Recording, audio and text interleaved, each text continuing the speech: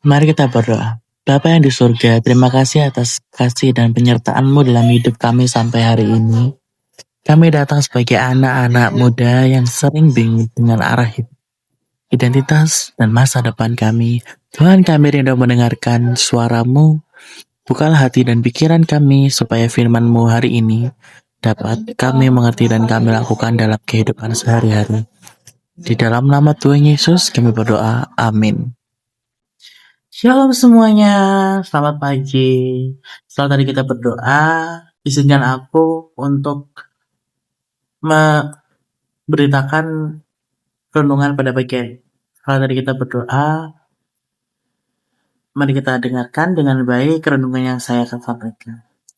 Jadi renungan ini untuk kita semua, yaitu anak-anak muda, yaitu tentang jati diri di tengah tekanan dunia. Pasti kalian tuh kayak sekarang-sekarang ini tuh pasti lagi tertekan kan, karena kayak mungkin beberapa hal dengan bertambahnya umur, bertambahnya usia, pasti kayak aku takut ini, aku takut ini. Tapi kita tuh gak usah takut, karena kita tuh punya Tuhan. Nah, ayat yang aku pakai di sini ada di Yeremia 29 ayat yang ke-11. Sebab aku ini mengetahui rancangan-rancangan apa yang ada padaku mengenai kamu. Demikianlah firman Tuhan, yaitu rancangan damai sejahtera dan bukan rancangan kecelakaan, untuk memberikan kepadamu hari depan yang penuh harapan. Nah, isi renungannya itu yang pertama, anak muda dan krisis jati diri. Nah, salah satu pergumulan terbesar anak muda adalah, aku ini tuh siapa sih sebenarnya? Aku tuh harus jadi seperti apa? Nah, pas itu di otak kita tuh banyak banget pertanyaan-pertanyaan kayak gitu kan. Apalagi di zaman sekarang. Kita itu di hidup zaman sekarang tuh yang banyak banget standar-standarnya kan. Kayak contoh standar kecantikan atau ketampanan kita. Ini kayak gue itu cakep kalau kayak gini. Gue itu cakep kalau gini. Terus apalagi ditentukan sama media sosial. Contoh kayak beberapa media sosial yang sering kita pakai. Seperti itu. Nah, terus kesuksesan itu diukur dari followers dan popularitas. Nah, dia tuh kayak pengen banget punya, aku pengen punya pengikut yang banyak, aku pengen punya followers yang banyak biar gue itu bisa gini, bisa gini, bisa gini. Pastinya gitu kan. Jadi kayak gitu kan, kalian itu kayak pengen jadi influencer lah.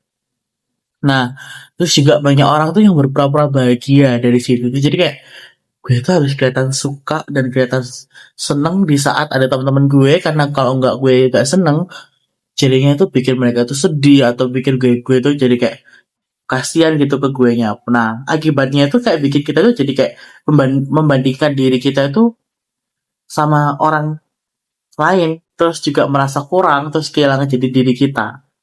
Yang harusnya kita tuh nggak usah insecure gitu loh.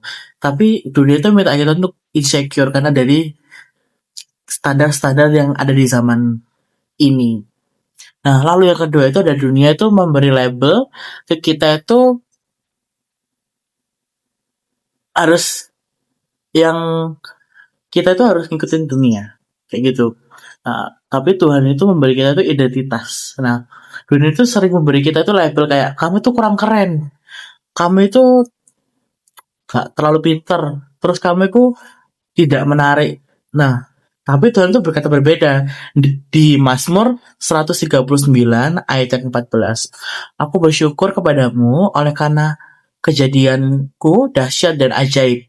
Artinya, kita itu diciptakan dengan tujuan yang pertama. Terus yang kedua itu kita berharga di mata Tuhan. Terus yang ketiga, kita itu tidak perlu menjadi orang lain untuk diterima. Jadi kita tuh gak perlu insecure, kita harus jadi kayak be yourself aja. Jadi kayak diriku, dirimu kayak gitu. Terus yang ketiga, bahaya hidup untuk validasi orang. Jadi kayak banyak anak muda itu hari ini tuh hidupnya itu untuk like, komentar, pengakuan. Nah, padahal itu tuh gak pernah cukup, karena semakin kita kejar itu semakin kosong. Kayak apa ya? Kita tuh lagi ngejar sesuatu, tapi sesuatu itu kayak ya udah selesai. Nah, kayak di Galatia 1 ayat ke-10. Jadi bagaimana sekarang? Adakah aku cari kesukaan manusia atau kesukaan Allah? Terus pertanyaan penting, apakah kita itu hidup untuk menyenangkan Tuhan atau manusia? Kita tuh mau hidup, aku tuh untuk Tuhan atau untuk manusia? Kayak gitu. Yang keempat, Tuhan itu punya rencana, bukan kebetulan. Nah, ayat utama tadi mengingatkan hidup itu kita tuh bukan kebetulan. Masa depan kita ada di tangan Tuhan. Walaupun sekarang itu kita tuh kayak gak tahu arah hidup, kita tuh merasa gagal, frustasi, terus kita itu merasa tertinggal kayaknya yang lain tuh gini deh, kok gue jadi gini. Nah, padahal sebelumnya tuh gini. Nah, dan itu tetap bekerja.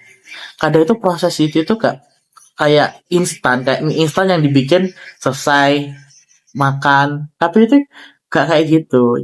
Terus yang kedua itu nggak mudah. Terus yang ketiga itu selalu ada tujuan. Nah, nggak semata-mata kita tuh dikasih gini, terus ada step by stepnya selesai. Nah, itu bukan hanya sekedar mie instan yang ada step by step terus habis itu selesai dimakan. Nah, tapi kita tuh bertahap. Kayak contoh kita memasak A yang harus tadi gini, yang stepnya tuh berbelit-belit kayak gitu. Terus yang kelima, cara menemukan jati diri itu yang benar.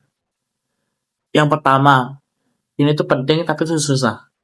Dekat dengan Tuhan. Kan semakin kita dulu dekat sama Tuhan, kita tuh semakin mengenal siapa diri kita sebenarnya. Terus yang kedua, berhenti membandingkan diri. Tiap orangku punya jalannya masing-masing. Pastinya. Terus yang ketiga, terima diri sendiri. Jadi kita tuh gak usah harus insecure, gak usah harus ngapain. Jadi kita tuh harus percaya sama diri awak dewe. Kayak gitu, simpelnya gue gitu. Terus yang keempat, aku fokus pada tujuan Tuhan. Hidup itu bukan soal terlihat hebat, tapi menjadi berguna. Nah, jadi kita tuh anak muda itu sering mencari jati diri kemana-mana. Padahal jawabannya ada di Tuhan. Ya, kayak yang pertama, kita tuh bukan hasil penilaian dunia. Yang kedua, kita tuh adalah ciptaan Tuhan yang berharga. Terus yang ketiga, kita punya masa depan yang penuh harapan. Jangan biarno itu kayak dunia itu menentukan siapa kita. Tapi biarkan Tuhan itu yang membentuk hidup kita. Nah, jadi itu adalah firman hari ini dan renungan hari ini. Sebelum kita mengakhiri, mari kita berdoa terlebih dahulu. Mari kita berdoa. Tuhan Yesus, terima kasih untuk firman-Mu hari ini. Kami mengakui bahwa seringkali kami merasa tidak cukup membandingkan diri dan mencari pengakuan dari dunia. Ampuni kami Tuhan, tolong kami untuk menemukan jati diri kami di dalam Engkau. Ajarkan kami untuk hidup bukan untuk menyenangkan manusia, tetapi untuk menyenangkan hati-Mu Tuhan. Kuatkan kami dalam setiap proses hidup kami dan tuntun kami menuju rencana-Mu yang indah. Kami percaya masa depan kami ada di tangan-Mu. Pakai hidup kami untuk kemuliaan nama-Mu. Di dalam nama Tuhan Yesus kami berdoa. Amin.